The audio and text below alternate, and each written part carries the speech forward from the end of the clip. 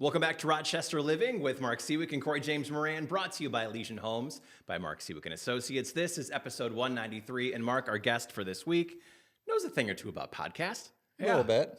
Cameron Kirkhoff, thank you for joining us. Thank you for having me. So you're the founder, CEO of Real3D Media, and you also, again, as I mentioned, have the podcast, the Real Power Podcast.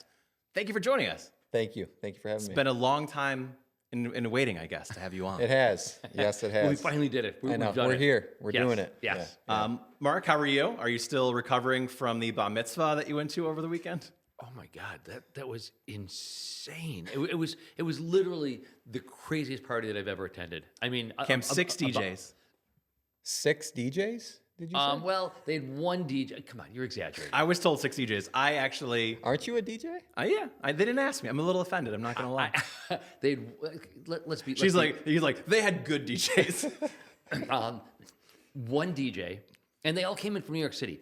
One DJ, 2 MCs who were like hyping up the crowd, 2 videographers, because as they're filming people on the dance floor. Now, Cam, you can be offended. You can join the offense.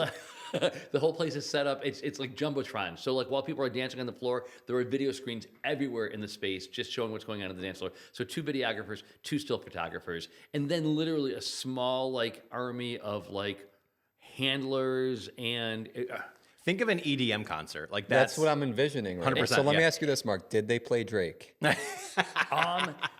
did. They did play. Okay, so you were happy then. What's the song with Drake and Sexy Red? They did play that. Yeah. I don't know. You're a bigger Drake fan than me. When I heard you were a Drake fan, I kind of all right. lost So my this mind. is so perfect. And then I am.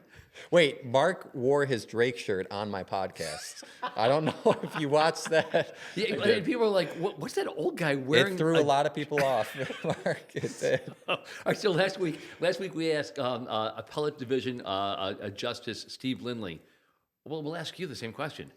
Filthiest: Cardi B, Megan, Doechii, or Glorilla? Listen, I don't pay enough attention to pop culture to answer this The question. answer is all of the Okay, above. so the other question I was going to ask you is, but maybe you yourself aren't interested, but I've been looking for literally 4 months for somebody to go to Toronto with me to see Kendrick in June.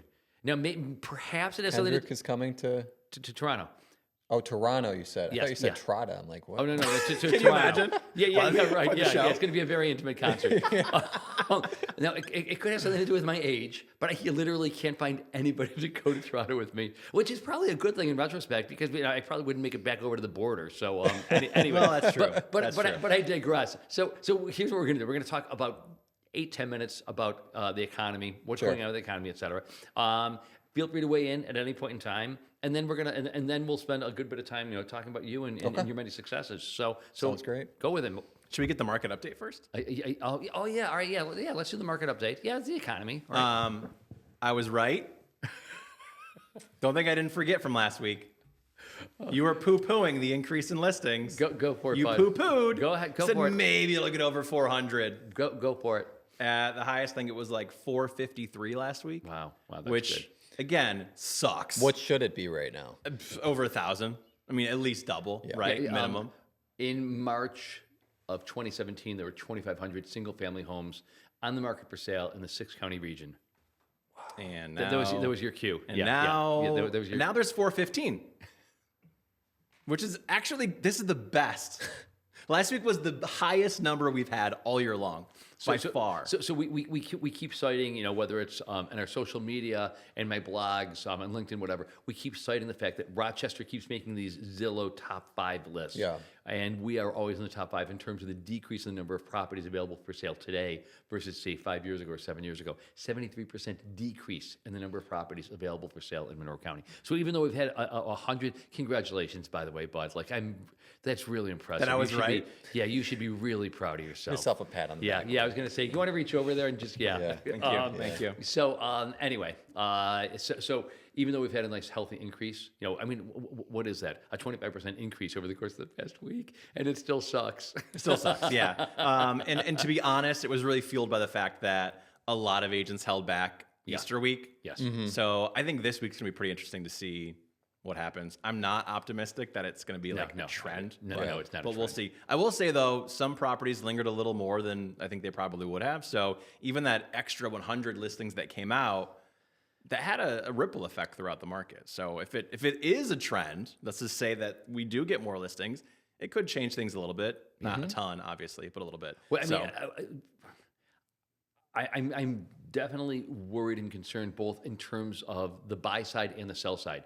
Buy side buyers seem to be consumer confidence plunged just recently, just plunged to its lowest level since COVID actually, and of course we know consumer confidence at that point in time was in the toilet.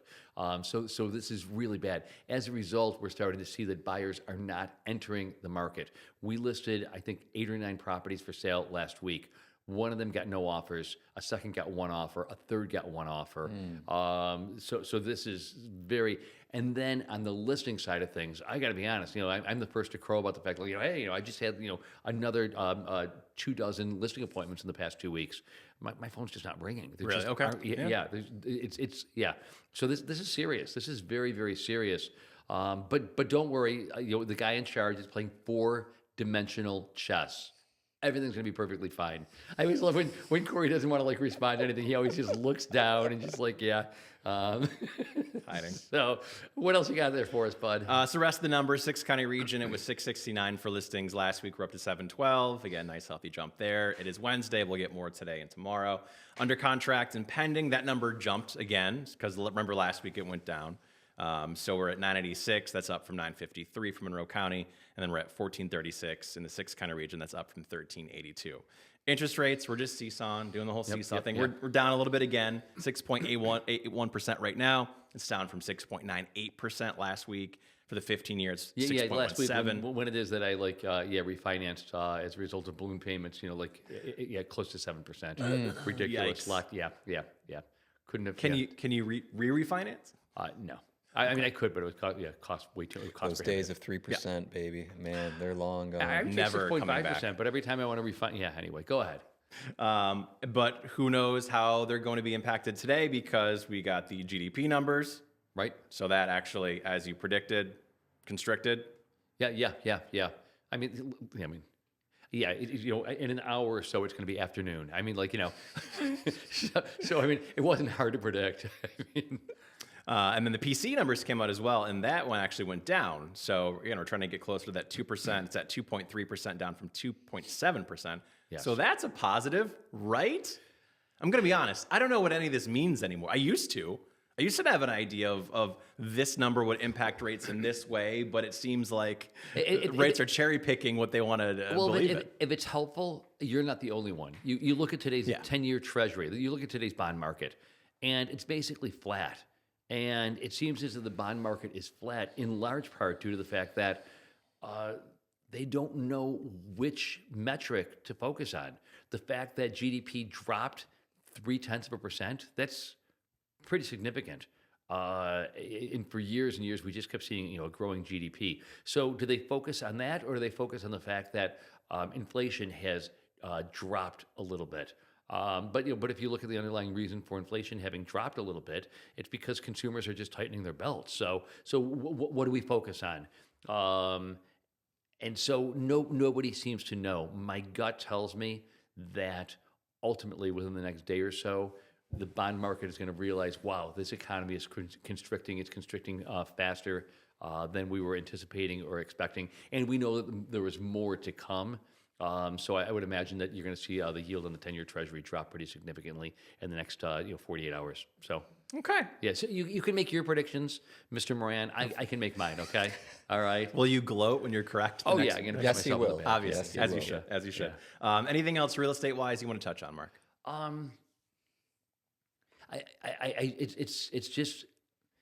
It's going to be very, very interesting. The president finds himself in a position today that is untenable. And I'm not sure if he knows how to get out of this. He went to war with the entire globe. It was the issue of tariffs, and every day, these non-specifics. we're speaking to all sorts of countries, and we're very, very close to having. We're talking to China, and we're very close to striking a deal. And China's saying, "We're not talking to you. What are you talking? We're not talking to you at all."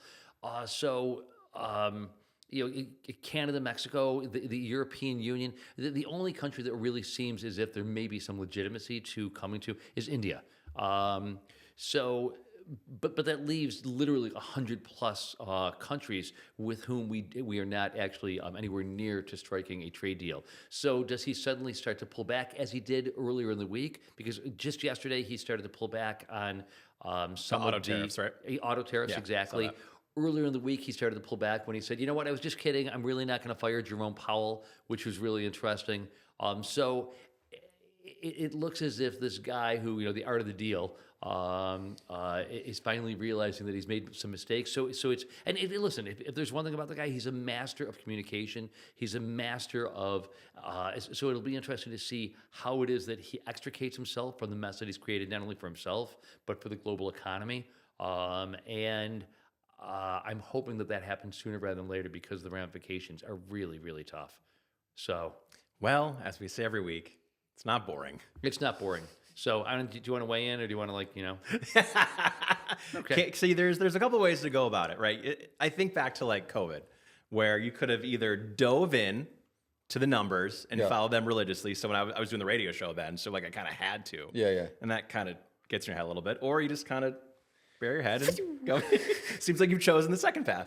Listen, I just focus on things that I can control, and that's what I focus on and what's going on. I think it's important to be aware of what's going on the outside, but trying to make sense of the world and so many external factors is something that I just don't want to do. So that's just how I am. That's my personality. Focus on making myself a better human being every day, and There you go. that's how I roll. Yeah, So. yeah. And unfortunately, I mean, and I really respect that, and I think it's fantastic, and I think that is the way.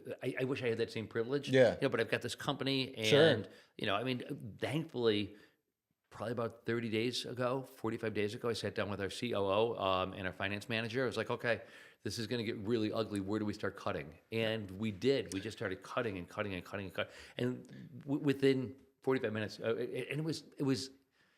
There's just so much fat. Did Ed bring out his chainsaw during the cutting? Yeah, and he hoisted up his T-shirt like his gut spilled out from under, over his belt. And He's been working out. He That's not jumped kind. around on stage. Yeah. No, I think that's a good point, though, Mark, that you make, because when it does impact you and your business and you putting food on the table and paying people that are here, you have to pay attention to it, Yeah, right? To yeah. some extent. But then there's the other side of it where there's only so much you can control at the same time. So it's that balance, right? It is that balance. I mean, so you've got to protect your peace. Yes. And in order to protect your peace, I mean, I just don't get. I mean, I've eliminated everybody from social media with whom I was finding a disagreement. Yeah. I didn't want. I don't want to be triggered. Yeah. So that was really, really helpful, and it wasn't meant to be unkind. But it was just meant as a defense mechanism, just to sort of keep my peace. I'm in the yoga studio all the time. I mean, it's seriously keeping my peace in that way. And so that's really watching what it is that I'm listening to, and then just not reacting when something terrible. But then also just making sure that in the background, when that side of my brain is turned off and I've got to focus on business, I focus on business. 100%. Yeah. So anyway. Go ahead. Let's jump into Cam's story. Your story is fascinating. Yes. thank you. Yeah, I'm so glad I don't we're think doing so, this. but I mean, talk about a guy betting on himself.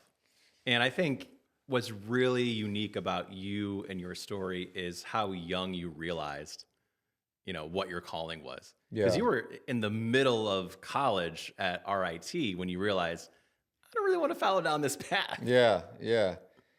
Man, I mean, I don't even know. We can start at so many different places, but I don't know if I would call it a calling, but I certainly had a realization in college that the traditional path of getting a degree, getting a corporate job, it just wasn't for me. And I figured that out kind of midway through college. I think that's equally as powerful, especially when there's so many factors that are pressuring you to kind of follow this traditional path. Yeah.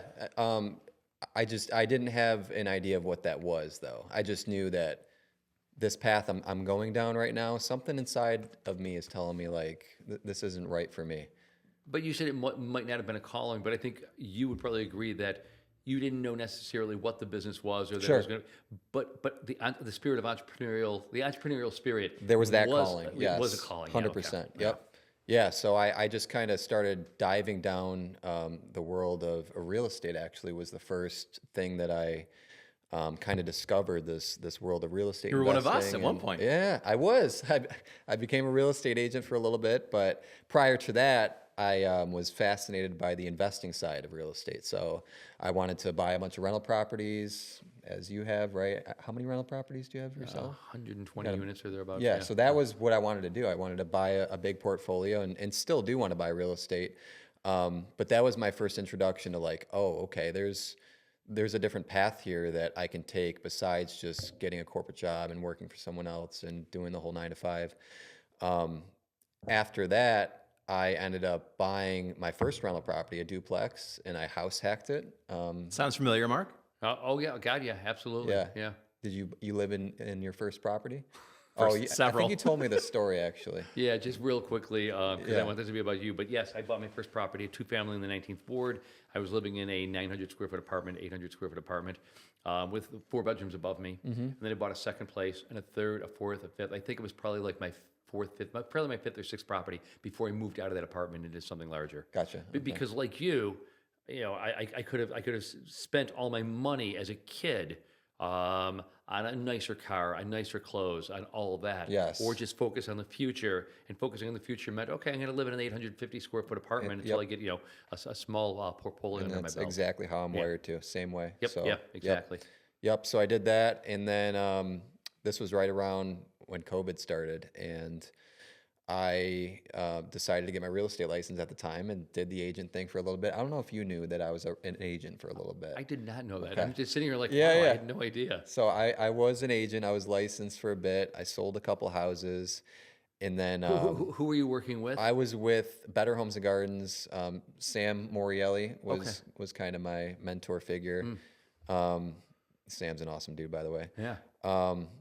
And then COVID happened and the world kind of stopped. And as a new real estate agent, I couldn't solicit business at the time. You couldn't cold call. You couldn't do things to. Which as it's a new hard enough agent to be a new agent, just in general, and then not being able to actually try to go get business, right? So I was kind of stuck at that point. I had just quit my corporate job. I know I'm kind of skipping over parts of my story here, but I just needed a way to make money at that point. And I came across a video on YouTube. There was this content creator who was talking about making money with 3D virtual tours. And essentially, I mean, Matterport tours very well. These are ways to virtually show off homes. And I bought myself this 3D camera, and I just started hitting up all my real estate agent friends and saying, hey, like, I know you can't show homes right now. Let me do a virtual tour of your listing. And I started doing a bunch of them for a lot of my agent friends. And this grew into a little side hustle that. Is that how I first came to know you? It is. Were you doing Matterport tours for us? Yep. I didn't know that. So I actually reached out to Nicole on your team. Yeah. And we got connected, but that's how the business was born. It started as Rockin' 3D was the name of the business. I remember. And then it grew into a media company with real estate photography and video and drone and all that stuff. When did it click? And when did you realize, like, okay, this isn't just a side hustle. It's not just to make money. There's actually something substantial here. After probably a couple of tours, I realized that, like, okay, I can do a couple of these. Why can't I ramp up and do a ton of them? So I'm like, hey, I've got a real business on my hands here, and let me go all in on this. And that's what I did. So how old were you when you started the company? And how I old are you now? was 23. 23? Yeah, God, that's I'm amazing. 29 now. You're 29 now. Okay. Yeah, congratulations. And, thank you. And seriously, you've done so well. I mean, one of the things that I love so much about your brain, your entrepreneurial spirit, the company that you own, is that you're restless. You always. It's a good word. Yeah. It's a good word to use. Yeah, you are restless. Yeah. Like, you're not going to just do business today in the same way that you were doing it 6 months ago or 3 years ago. Yeah. Because there are new technologies that are evolving. There are new needs that are being presented to you by real estate agents. And so you're doing all that. And then on top of that, your customer service. I mean, like, how many times am I ringing you up on like a Saturday night at 11:30? I was like, hey, I know it's really late, but and you're like, Never, no Mark. problem. No problem. I can handle it. That's we got that. So I love that, and even something as basic as our ability as agents or our ability to have our staff to schedule an appointment with you. Yeah. It takes less than 45 seconds. Like people say, oh, it only takes 30 seconds. Literally, this does take less than quick. 1 minute. Like, Yeah. boom, and you're done. You're on to the next thing. You're on the phone with a client, like, oh, don't worry about it. Like, we'll have you, he'll take photos Tuesday at 10 o'clock. Yeah. Done. Yeah. I mean, like, everything you're doing is just so spot on. Well, I appreciate that, and from day one, I knew that customer service is something. I think it's one of my superpowers. I call it. I think we talk about skills in business and what you're good at, what you're not good at. Customer service is certainly something that I think allowed me to get a lot of traction in the beginning. You can have a subpar product or service, and if your customer service is world class, you can still grow a great business. Now, that's not to say you should make your product or service great at the same time. And when you have both of them, that's really when special things can happen. But I don't think enough business owners focus on great customer service. And it's so easy to separate yourself when you're just so easy to work with. And I've learned that firsthand. Have you read Unreasonable Hospitality? You know what? You recommended the book to me. I've seen bits and parts of it. I haven't read all of it. You'd I gotta love go it, through yeah. it. Yeah. You should. Do I need to buy you another copy? You didn't do we buy need me a to do it copy, like- Mark. Let's end this podcast right here, Right now? Go read it. Yeah. Go read it, and then later tonight, let's Well, I'll probably be reconvene. flipping through it and be like, oh yeah, I do that. That makes sense. It is so inspiring. Do you have the audio or the video? I'm sorry. Do you have the audio or just the print version of the book? Audio. Yeah. Audio. Okay, books. Yep. listen. I'm dead serious. If you were to listen to the first chapter, every chapter takes 4 to 7 minutes. Yeah, exactly. I remember you telling me the story about a part in that book where someone was moving to a different apartment and the person put everything in the fridge the same way that. Do you know the story I'm talking about? Oh yeah, vaguely. You kind of got it. I don't know. Yeah. That, No. It was like the leftovers or whatever. Right? So it's all about the manager of a restaurant in New York City. Yes. One of the top 5 restaurants, ultimately comes the top restaurant. And there's a couple celebrating their anniversary, I think it is. But they have, there's some reason they're like, oh my God, we left like the stove on, or our dog is. So the maitre d' says, not a problem. Give us the keys to your apartment, and we'll go over there and we'll turn out the stove or the oven or whatever it is. They grab a tin of caviar and a bottle of Dom Perignon with a note saying, again, congratulations, happy anniversary. They leave it in the refrigerator. These folks get home. They're like, wow, that was really incredible. This restaurant came and they like turned off the oven while we were enjoying our anniversary dinner. They open the refrigerator and they're like, oh my God. I mean, like that's the kind of customer service. Yeah. But anyway, I was close, by the way. yeah. There was a fridge. There was stuff inside. I'm just giving you a hard time. I know. As you're driving away, just if you would, think about listening to the first 7 minutes, because you listen to absolutely. the first 7 minutes. Well, actually, no, you must have, because you know that story. I just love the book. Yeah. And, Cam, do you think you say it's your superpower? Do you think it's a learned skill, or is it kind of an inherent kind of thing? You Or know what? maybe a little bit of both. It's a good question. I think it's ingrained in me for whatever reason. You know what? I'm kind of a people pleaser by nature, and I think if you're a people pleaser, you want to make everyone happy, and I think that comes across in business when I'm trying to get clients, like I want to make sure every client loves me, and just by my nature, making sure their life is easy. And I'm sure, Mark, you can attest to that. Like when Mark texts me, being our top client, right? I drop everything and I make sure that you're taken care of. if you don't text me within 2 minutes, I'm shocked. He must be dead or something. Yeah. No, seriously. Like, I'm not angry. I'm not upset. But if you don't text me back within 2 minutes, I'm like floored. Because you're so used to it, right? Because you are always there. You are always present, always. It's just and I'm so grateful for that because I just get so exhausted as a business owner who's giving away a lot of business and I've got contracts with everybody in town, and for them not to respond quickly, I don't need it within 2 minutes, but within a few hours, a day goes by. Like, did you get the call that I placed to you yesterday? Yeah. Oh yeah, I've just been like I was sunning myself. I'm like, oh great dude, that's awesome. Well, again, it goes back to the bar being so low for Yeah. great customer service and how easy it is to separate yourself if you just go above and beyond. I don't know if it's because I'm in it now and it's what I do, but I have such a higher appreciation for good customer service. Like even calling a call center, if someone is just not comatose when I speak to them on the phone, Yeah. I'm like, this is amazing. I could hear them smiling when they're speaking. Like this Yeah. is, next level And then stuff. think about your perception of that business, of that brand, when you get off a call with someone. Wow, they were so delightful. My problem is solved. Like you tell everyone about that person. Yeah. Yeah. Yeah.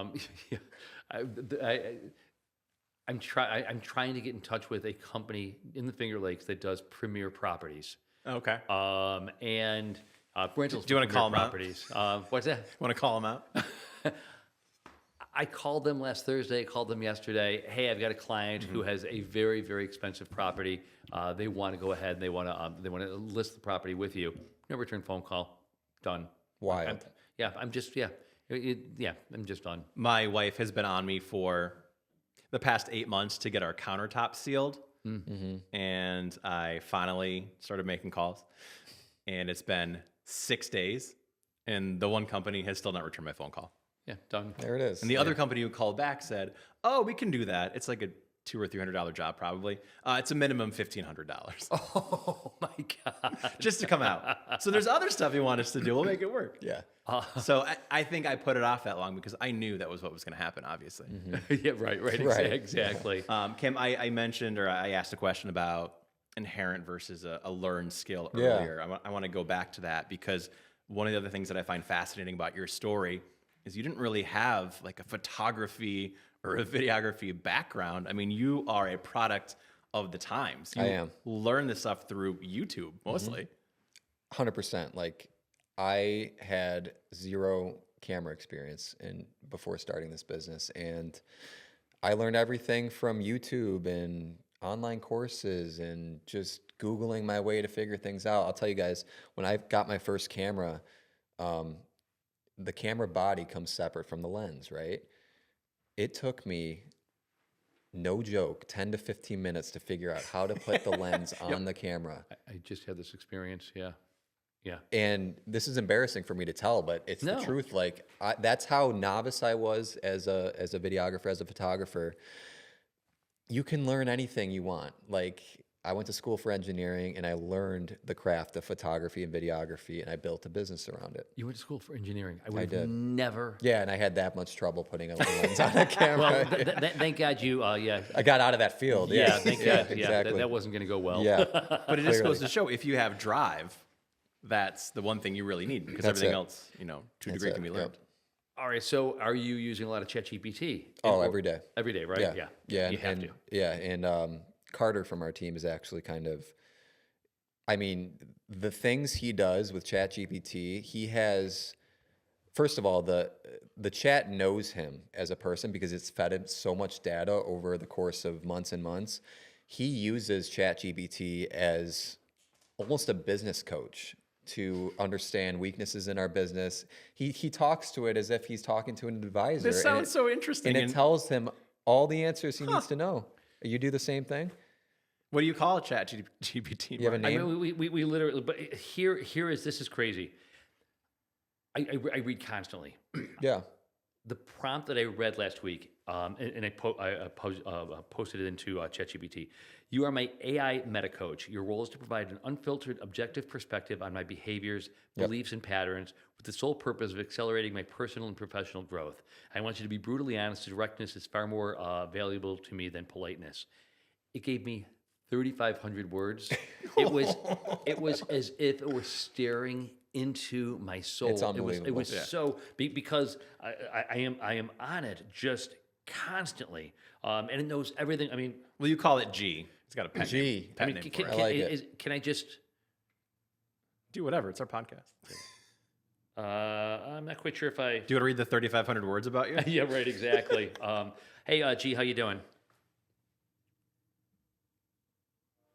Hey, Mark. I'm doing great. Thanks for asking. How about Fucking you? future I'm we're great, living thanks. in Hey, here. listen, you're a guest now on our podcast. We're here with Cam and we're here with Corey. Oh, fantastic. Hey, Cam and Corey. It's awesome to be here. What's on the agenda today? Well, we turned to ChatGPT and how much you and I love each other. So, can you tell me just a little bit about either me or Elysian Homes? Absolutely. So, Mark here is the mastermind behind Elysian Homes, a top-notch brokerage in Rochester, New York. He's built an incredible team and a stellar reputation, with Elysian Homes achieving around $92 million in residential sales last year. He's also a big fan of leveraging technology and innovation. I'm going to stop there, but you It's- get the it's- sense. You do this every day. So if you're not using ChatGPT, you're missing out. You're It going is- to get left behind. you are going to yeah. And to your point, the prompting Yes. is the skill. Yeah. People talk about ChatGPT and AI replacing jobs. It's going to create far more jobs than it's replacing. Well, it's a tool. It's a tool. If you know how to use the tool, you're good. Yeah. That's all that matters. I gotta There was a talk- caveman somewhere who was like, a hammer's coming around. It's just gonna take away everything. I have my club here. Like, well, learn how to use the hammer. Well, I love Henry Ford's comment about my clients today were not looking for a car 10 years ago. They were looking for a faster horse. Which is so great. Like, I mean, in other words, you've got to think about the future and you've got to harness technology even when others are still thinking about the fact that they need to go to Google to find the answer for something. Yeah. Google's being surpassed and supplanted by ChatGPT. I don't use Google much anymore. I use an app. It's called Perplexity. It's yeah, an sure. AI based search engine. You type in what you want, and instead of like searching through each of the sources, it gives you exactly what you want and tells you where it came from. Yeah, and you're done in 5 Yep, seconds. yeah. Love Perplexity, love all these. Yeah. So where are things? I mean, clearly you're doing well because you're innovative, because you're a thought leader, because you're thinking about the future. What's next? Because you keep layering new and interesting things on top. So, I mean, you can answer the question in one of two ways or both. What's next for your current company? Or, I think I know you well enough. How many other companies are in the back of your head that you're thinking about launching? Yeah. I ask this question myself every day, and I think it's constantly changing, honestly, because it's just the way my brain works. But with Real3D, my goal, and we're actually getting closer to that goal, has always been to scale myself out of the business and have an asset that runs without me. And we're about, I'd say, 90% of the way there. There's still things I have to do to keep us going in the right direction. But as soon as I'm fully scaled out of that business, we talked about me having a podcast. That is where my passion really is right now with my podcast, and more so in helping younger aspiring entrepreneurs who are in the shoes that I was in 5-6 years ago, get to a place where if they're not happy in their current job, quitting their job and having the confidence to build a business and knowing how much your life can change in half a decade and how much my life has changed. That is my true passion behind the podcast and everything I'm doing, interviewing all these business owners and leaders, pulling gems of wisdom and knowledge to basically be a central hub for the younger generation to come to become an entrepreneur.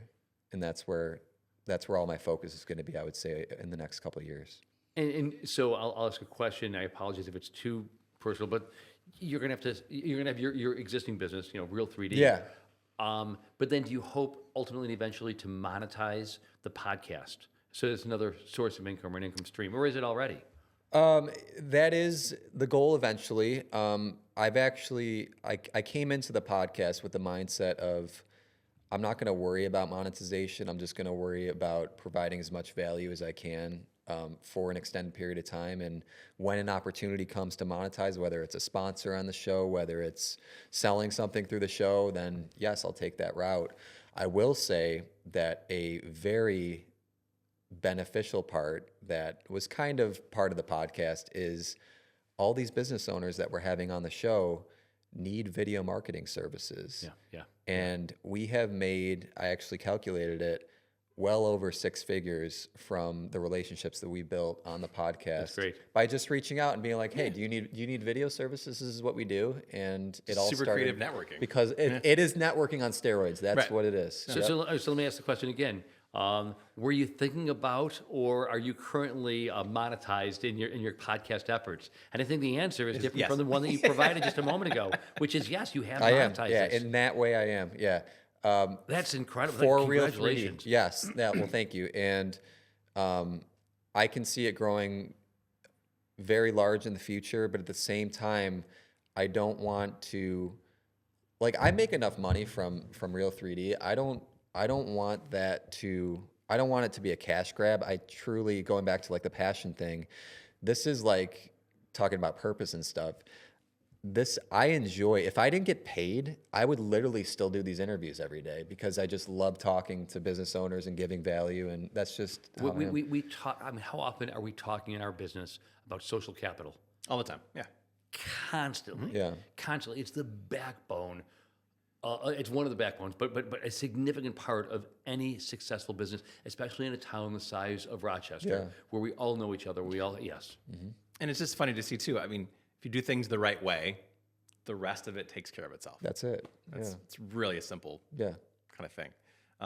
One of the things I find interesting is that, like, mentally, you've kind of already moved on from the first company. Like, you are already set with being, phased out, which Yeah. I think is really kind of interesting and maybe a bit of a departure from a lot of entrepreneurs where they see that business as like a child, right? Yeah. And they want to take care of it, and they're going to be part of it forever. To be Yeah. able to step away. That's a really great point, and I will say that part of my identity feels like this is my baby, right? Yeah. I mean, this changed my life. This has been a gradual process over the last couple of years of understanding that I'm building something bigger than just me and the team around me, and every day intentionally like pouring back into the team so that I'm not just the face of the business. I think you have to go through that process and by the way, this is if you want to build a business that you scale out of. There's plenty of way more successful entrepreneurs than me who are still running their business at 10, 50, $100 million companies, right? For me, I don't want to do that. I want to build something that I can scale out of and have a team run so I can focus on doing other things like the podcast and things that bring me passion and joy. And that's the entrepreneur that I wanted to be. So I think there's some self-awareness to it and understanding like, what do you want to build? And figuring that out and then slowly working through that. Well, it's also freedom, right? When it comes down to freedom. it, right? Freedom is my North Star. Yeah. Yeah. Like once you get to a certain income level, at least for me, like your needs are met. Now I want nice things too. I'm not like I want to buy cool stuff, but I don't need millions and millions of dollars to do that. Like I value freedom so much more than money. That's just who I am. I think it also speaks to the team that you build around yourself. Yeah. Because obviously you have to really trust them that they're not going to screw it up. Because that's always, the fear, obviously. Yeah. 100%. But I love guys like you, or like the founder of Patagonia. These guys who are like, I'm just doing it for the right reason. Like, I don't need a lot of money. I mean, I just want to make sure that like I'm taking. And then of course these are guys who turns out to be like billionaires. Well, like I said, So, if, I don't know about that. if you do it the right way, then everything else takes care of itself. Exactly. That's exactly right. So Yeah. yes, you're headed down that path. Well, thank you. No two Thank ways you. about it. Plug the podcast, obviously. Yeah, the podcast is called Real Power. It's kind of a play off words from Real3D. And again, it's just all about building a business that, number one, serves you, you don't serve it, and learning the skills necessary to progress through, I call these the 3 levels of entrepreneurship. You have level 1 is solopreneur, where it's just you are the business, right? Level 2 is what I call operator. It's you running a team. And then level 3, which I'm hopefully will get to in the next year or so, is what I call owner. And you have an operator in place of you, and the business runs essentially by itself. And Yeah, you know, Corey's looking at Mark's me. working on that last part still. It's hard. It's I'm hard. 60 years old. How old did you say you were? So let me ask you, Mark, what's been the biggest challenge for you in moving from like level 2 to 3, or trying to, if that's your goal? I think for me, did you see what he just did there?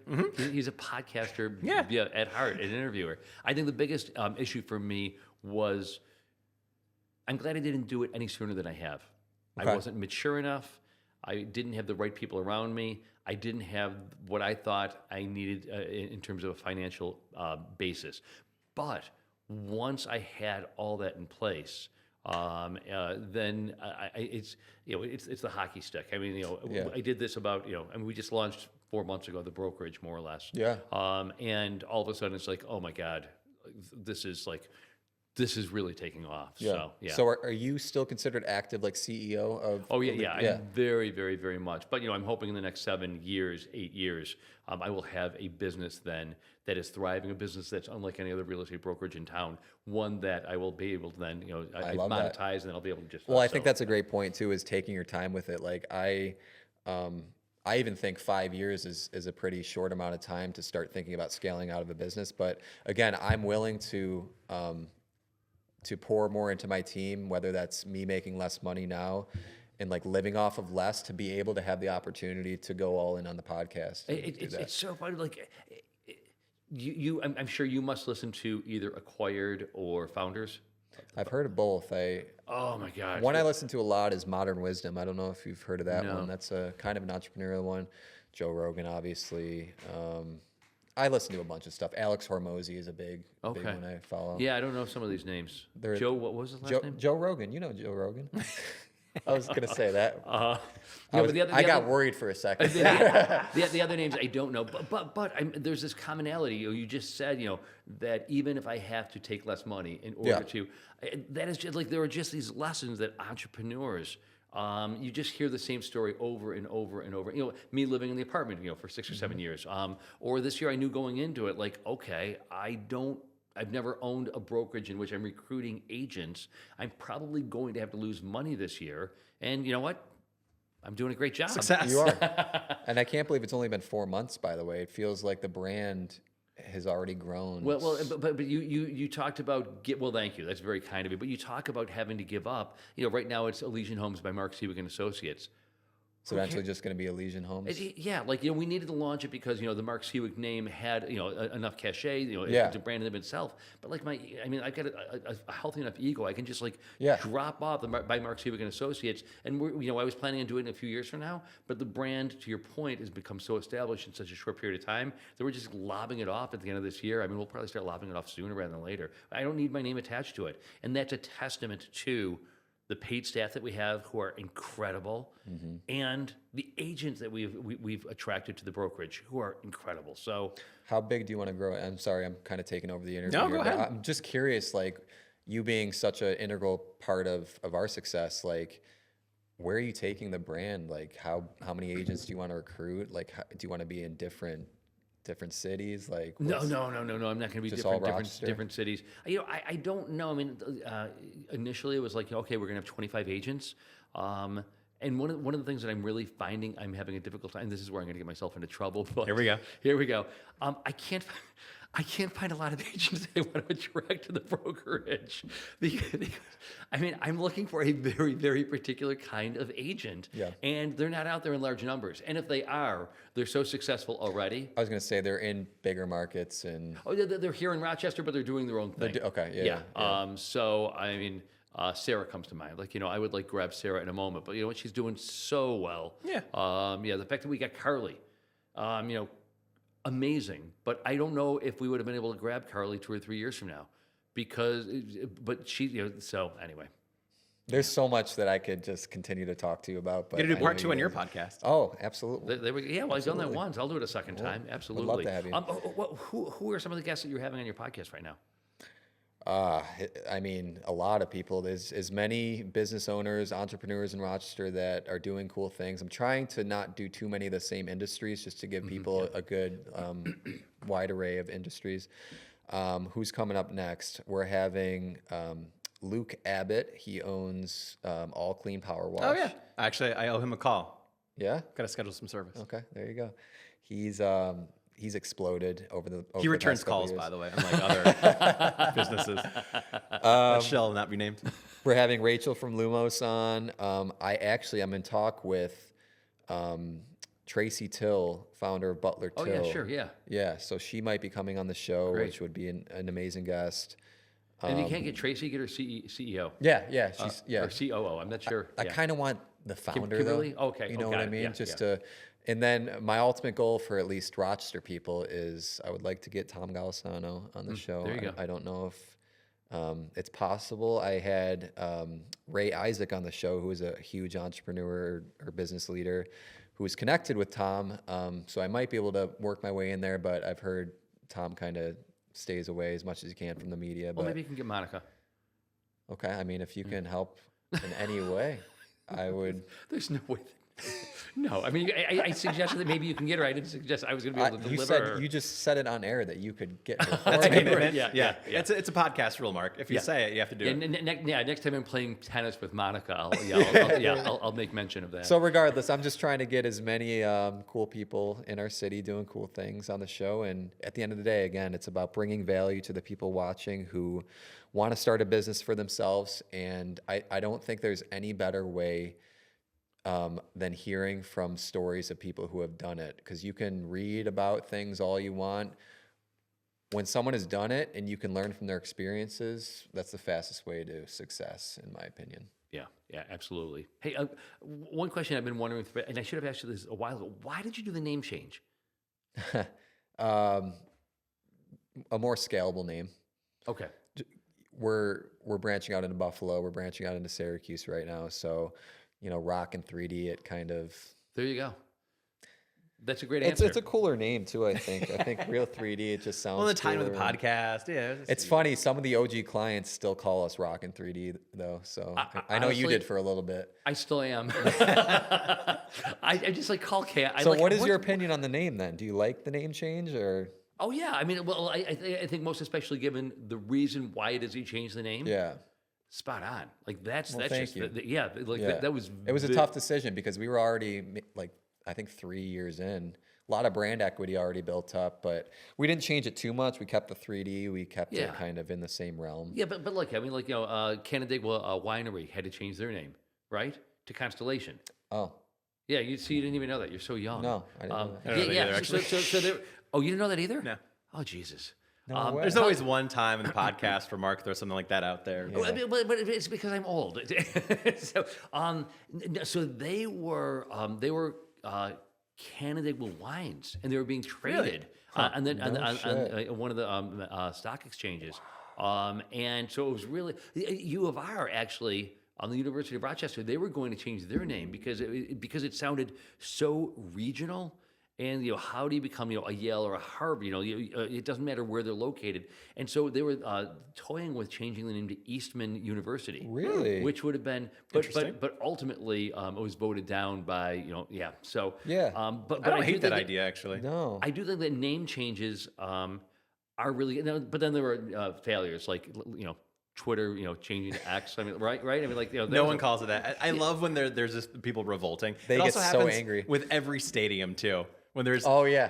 that's Yeah, got to yeah. be like I'm sorry, what, it's still Rich Stadium to me. it's got to be one of the worst investments ever. Like, Yeah. how pissed would you be if you spent all that money and then literally everyone still refers to it as the old name? Yeah. The Ralph. It's frustrating. right? Yeah. Yeah, It's or been Rich what, Stadium, or five, it's five things. Yeah, I mean, I still have a hard time, calling it Highmark. I mean, yeah, is it even? But to that point, brand is everything. And that's what I've realized building this business. There is nothing more important than investing in your brand. And I'm sure you guys see us all over social media. Oh, yeah. There's a reason that we constantly are blasting our brand out there because we have gotten more opportunities from our Instagram account than anything. Our Instagram we're up to, I think, 27,000 followers now, and mostly local followers, right? So these are people who are living in our city. We have an asset of just gold sitting in front of us right now. Yep. And it's just a stream of constant business for us. That's insane. That's really insane. I got one more question. Do you have any more on your end? Real quick, do you want to thank at all the Instagram haters that comment, this property is not worth that price? You know what? Yes, A lot of because engagement. it blows up that engagement. Yes. A lot of engagement. But to that point, we posted the same piece of content, and that's what's gotten us all of our followers. What X gets you in Rochester, Yep. New York? I Because see it. It works. every single house, someone wants to. Oh, what is this? What is this? And we just, when something's working on social media, keep doing it, Hammer it, yeah. over and Yeah. over and over. Well, and that's so brilliant too, because it's stuff you've already done for the client. So it's not like you're Yeah, even we're- creating new content. That's it, right? And even when people don't order social media reels from us, we're going out of our way to shoot them because we know that we'll be able to use it on our Instagram. So keep ordering the reels, though. keep Got it. Note, yeah. Mental You note. got that? Okay. All right, last question on my part. Where do you see technology headed? What innovations do you see are on the forefront, or are there any new products that you're going to be offering specifically as it relates to real estate? That's a good question. Nothing top of mind right now. I know there's a lot of talking about AI stuff going on. We are experimenting with AI photo editing right now. So currently we actually have a team overseas in Vietnam who does all of our photo editing for us. I don't know if you knew this, but that's where all of our jobs go at the end of the night. They edit stuff overnight. In the morning, it's in our portal ready to go. We QC it, send it off to the client. There's new programs coming out right now that we're experimenting with. You upload the photos to AI, it edits it in 20 minutes, and you're good to go. So that's So this past Friday, I got a call from Zach from our team, one of our clients, very, very, very nice woman. She didn't take our advice. She took all the furniture out of the house and she didn't paint the walls. And so you've got literally like this orangey, goldy, coral kind of like walls, empty room, all the indentations, and we got no calls on the property whatsoever. So after 48 hours, Zach Summers calls and says, "What do I do?" I was like, "You know what? I just read something 2 weeks ago. I uploaded it to ChatGPT. Please fill this room with furniture that," and again, as you said earlier, it's all about the prompts. "Please stage this room with furniture that would be agreeable to, or something that a 55-year-old woman or older would really like." And within 45 seconds, like beautiful, you would not know that, because we've seen this 2-3 years ago, like it was like, oh, that looks like shit. But now all of a sudden you're like, oh my god. But it's all about the prompting, because as we discussed in our meeting yesterday, if this were a Park Avenue, and actually Gina, our property manager, I've got a property that's being renovated 2 doors down, and we don't have any prospective tenants because it just looks terrible right now. She just took some photos, and gorgeous. Like, this apartment is gorgeous. It's such an opportunity, and it's so inexpensive. So, again, back to just AI. I mean, there's so many in every industry. There's so many opportunities right now to build an AI business, and I just encourage people, if you're looking for an opportunity, there's unlimited with AI right now. So learn it. I think everyone should spend at least a couple hours a day talking with ChatGPT, just experimenting with AI, and because again, if you don't learn it, you're going to get left behind. So like, put the time in now to learn it. I was telling my team, in our weekly team meetings, we're going to have a section dedicated to just, all right, what did you learn from AI this week? And like, Now it's added to our team meetings too. Well, but we more or less, I mean, Same thing, yeah. Every other, what is it? Every other week. I think every other week I'm just like bringing something AI related to anything. the team. Yep. Because we might not be able to use it in the moment, but just that everybody knows the direction that this is all headed, or so that I plant a seed, which is, hey, I just read this article about uploading a room that's empty and then staging it in 45 seconds. So pretty remarkable stuff. It's massive. Yeah, Fantastic. indeed. Anything else for Cam?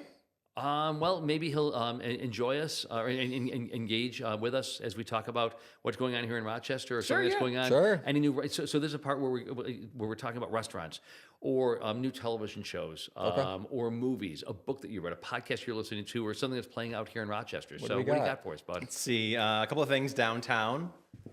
Did you see?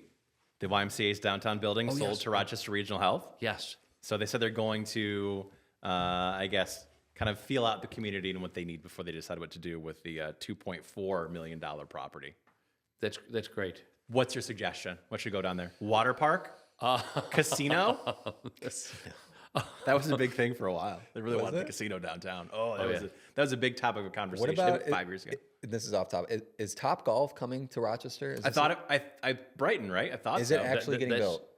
My understanding is yes, it is. Okay. I mean, I know nothing about golf, but yeah, this is a big deal for everybody. So I'm very excited about that. Okay, there you go. Same, Yeah. same. And it's been 10 years in the making, probably, Yes. give or take. Yes. So that's one thing that happened. And then the $300 million revitalization plan to fuel Rochester's comeback, still in effect. They've committed $48 million to 15 projects so far. Wait, who has committed $48 million to 15 projects? This is from the state. Remember how we started all these things prior to COVID happening, and then it kind of stopped. Okay. Now they're refueling that as well. So, Mark, good things happening, and this piggybacks with our interview a couple weeks ago with Arnie about what's happening with the Rochester Auditorium Theater. Yes. They're putting how much? $165 million into that? I thought it's $65 million, but whether it's $65 million or $165 million, like Arnie Rothschild, a one man, it's just turning around that theater, and it's just so impressive. It's really great. He said it could be similar to what's happened in Buffalo with Shays Buffalo. Yeah. I was just gonna say, what do you guys think it's gonna take to? Because people think of Buffalo, the Buffalo Bills. Do we need a professional sports team to bring Rochester up to that caliber? No. What do you think? We thrived for decades. We thrived for so long without having a professional sports team. Buffalo was always the blue collar town, Rochester the white collar town. What we need is industry to come into town. In order for us to bring industry into town, we need political leadership that is going to bring industry into town. We need how much did you say was left from that state funding? a lot. Because A it was lot? at 48 million. Maybe they can buy a few brooms. Downtown Rochester is disgusting. Oh, here we go. It I heard is- you say this on Evan Johnson. Yeah. Then did you hear the woman who yelled at me? No, really? yeah. Missed that part. Yeah, You stirred some feathers? That's shocking. No. I can't imagine. there was a woman who called in, and she says, I disagree. I think that downtown Rochester is very safe. I just spent 2.5 hours walking through downtown Rochester, and I saw two people, and both of them were I was like, well, to my point, You saw two people. Yeah. you saw two people. Literally 20 years ago, you would have run into dozens of people and engaged in terrific conversation, and it was vibrant. And there were restaurants, and there was theater, and there were stores and art galleries. No longer. So anyway, brooms. Do you think we'll get back there? No. I mean, you're honest. I mean, not with the current leadership. I was just gonna qualify it. Not with the current leadership. No. But good news. That's cyclical. Yeah, that is cyclical. Allegedly. I still, I always have to qualify this by saying I love this community. I love Rochester. It has provided me so much opportunity that would not have been afforded me while living in Buffalo back in the mid '80s. And it saddens me to see what's playing out in downtown Rochester. It saddens me to see Kias being stolen, et cetera, et cetera. But until we get a new leader installed in City Hall, somebody who is going to forcefully deal with the issues of crime and economic development, there's no way that businesses are going to start to bring themselves, relocate in downtown Rochester. that It's makes very sense. sad. What about you?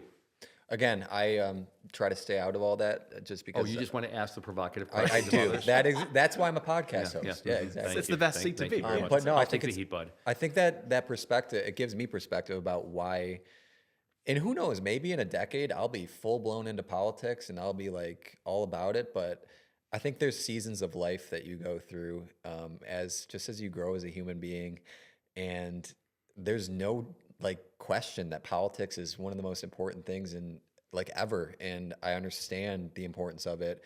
I just know for where I'm at in life right now, there's more the priorities in my head are not the same that are probably in your head, and that's okay. Yeah. So Yeah, I mean, I had to, by nature of my identity, had to involve myself in politics at a very, very young age. Yeah. Yeah, I mean, literally, like 20 years of age, 22 years of age, and I've always been involved in politics. So yeah, Yeah, I respect it, man. and I do ruffle feathers. I mean, I get that, but then again, if I'm not ruffling feathers, then You're know not what? getting anywhere. Then nobody is taking seriously. I mean, Rochester still remains this incredibly, and it's one of the things I actually love about Rochester. But it's such a polite community.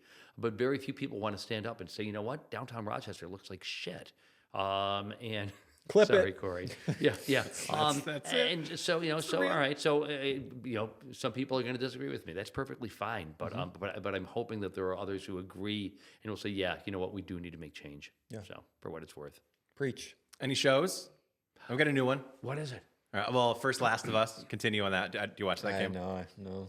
I've heard it's good though. It's very, very good. You have not watched the season yet? No. Okay, brace yourself. I should watch it. I haven't had a television moment like that probably since Game of Thrones, the Red Wedding episode. Oh, really? Wait. You're talking season 2, not season 1. Two. Because we've talked about season 1, episode 5, which was probably one of the most difficult things I've ever sat through. Yep. It was just so emotionally, I was distraught. Really? Mm-hmm. Okay. All right. I don't want to, no spoilers, but just saying. I'm All right, try put to it on the not list. yourself. Put it on the list. Okay, I'm going to start. That one, and then it's just for fun, I thought, I've heard a lot about Landman. Landman? Billy Bob Thornton is the lead character in it. He works for an oil company, and he's kind of there just, he goes around and gets leases and deals with all the cartels and all this Interesting. savory characters. Okay. It's interesting. I mean, like, I don't know, 4 or 5 episodes in. It's entertaining. My wife and I, we just finished. We're kind of behind, but Suits. Like we yes. loved Suits, and now obviously Suits LA The is 7-season binge. Oh my goodness, it was a good one. Mark hates Suits. Why? You don't like Harvey Specter? It's because the one thing happened that he thought was predictable, and then he wrote it off forever. Oh. Well, the whole thing was predictable. No spoilers for people. Yeah, right. He enters, she enters. I turn to Duffy. I'm like, they're going to have a case they're going to be working on after hours. They're going to order the pizza. Fair or enough. Like Fair open a enough. beer. And 20 minutes later, it's like, done. All right, Mark. What is the greatest TV series you have ever? I don't know. watched? I mean, Sopranos is clearly and obviously way up there. I mean, but I want to turn to you. What are you watching now? I mean, that's all ancient. What am history. I watching Yeah. now? Or It's what do what you- my what are we- wife is watching now, and it's Love Island. That's on our TV. Love Island. Have you heard of it? Yeah. This is a show. It's Okay, basically. tell me what it's about. It's without being too vulgar. It's basically soft porn on the TV. That's what it is. It's wow, a bunch I'm so of sorry that your wife is well, never mind. it's a bunch of singles that go to an island and they basically date, and it's super entertaining for some people. Not me at all. I don't get hooked into it at all. It definitely didn't start where you're like, what are you watching? This is ridiculous. And then you sit down and 4 hours later. Keegan, my brother, his girlfriend watches it too, and we both just get caught in the crossfire. And I'm not gonna lie, I just sit there and you get hooked into it. It happens. That's bold. That you're. Did you ever watch 30 Rock? Probably not. You're too young. Alec Baldwin and Tina Fey. They were storyboarding and then ultimately brought to, fictitiously, MILF Island. Perfect. Which is like this running joke for I don't know, a season or two. How are the ratings for MILF Island this week? You know what? I wouldn't be shocked if it became a thing. Yeah. I'm actually a little shocked it hasn't become a thing since. And the fact that they could get away with it, and primetime television was just hysterical. That and the movie that they all loved was The Rural Juror. Wow, scintillating. Anyway, I heard White Lotus is a good one that I haven't. Trash. No? Mark hates it too. Okay. You're so polarized. Yeah, you are. How about movies? What's coming out that you're excited about right now? I just heard that there's a new Mission Impossible coming out this summer. Oh, is there? Yeah. So That interests you? Oh yeah. Because they're very, very well done. What is this? The pyrotechnics- 9th one or something? Yeah, there's like probably there's like 7, 8, 9. There's a lot of them. Yeah. Is Tom Cruise a robot yet? Yeah, I mean, well, he certainly is. If not a robot, he certainly is a vampire. I mean, like that guy does not age. Like he is just. He's literally. All right. I'm 60. Tom Cruise is 60. I mean, like something's wrong here. Alex, can we get a side by side? I mean, literally, he's the same age. Mark, as, you like, look great. All right, this is Well, thank you. All right, I feel better about myself. Thank you. No, I mean, like it really. It's like, Jesus. Anyway, Anyways, we went off on a tangent there. we did. It happens. Thank you for having me, guys. Get us Yeah, of course. get us out of here. Who's next week? We know next week. Yeah, actually, yeah, Look how Jamie. prepared we are, like an actual yeah. podcast. Jamie Saunders, who's the CEO of United Way Rochester. Well, actually, it's no longer Rochester. It's now the Finger Lakes region. I'm an enormous fan. I think you are also. She is just a dynamo. I mean, I'm very excited, and we as a community are indebted to this woman and her leadership. And I love Jamie. So can't wait to interview her. There we go. Cam, thank you for your time. Thank you, guys. Much appreciated. This was a blast. Plug the podcast one more time. Real Power podcast. Wherever you get podcasts, I have a YouTube channel. If you look up just Cam V, you'll find it. Try to doing weekly episodes now, so keeping it consistent. Nice. Awesome. Yeah. Thanks again. And thank you for watching and listening. Talk to you later.